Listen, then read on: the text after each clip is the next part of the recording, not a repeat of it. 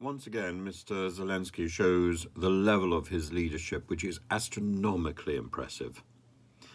Under the threat of further missiles, under the savaging of the destruction of the electricity system, the fuel systems, Mr. Zelensky has set up what are called invincibility points across Kyiv and around Ukraine, and he's being very firm that the Kyiv authorities should man these points and ensure that people who haven't had electricity or fuel for the last 24 hours have a place to charge their items, to get hot tea, to seek some sort of security. And he's saying people have to work harder, people have to ensure that these warming points are effective. The mayor, Vitaly Klitschko, said that 400 warming points have been set up in the city, and people could go there if they haven't had these resources in the last day.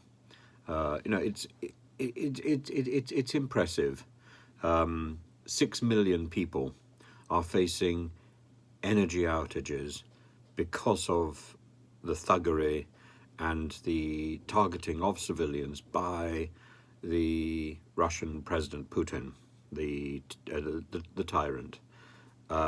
It's essential that Ukrainians conserve electricity, and that level of that weaponizing of basic resources is something that Putin is trying in Ukraine, and of course he's going to outsource that level of vicious thuggery across Europe and beyond, if he possibly can, by controlling the dependency that we have on Russian fuel. This is his major weapon, other than propaganda. And we in the West have been foolish and slow to recognize these are the two most important weapons. We've been extremely slow to counter his propaganda. We've been extremely slow to find alternative forms of fuel.